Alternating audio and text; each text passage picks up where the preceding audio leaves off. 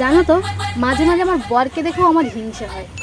মানে এখনকার দিনে এত ভালো কপাল নিয়ে কে জন্মায়, যাকে বলে সোনার চামচ মুখে নিয়ে জন্মানো। এবার তোমরা ভাবতেই পারো যে বরকে আবার হিংসা করছে। হ্যাঁ করছি, তার কারণও আছে।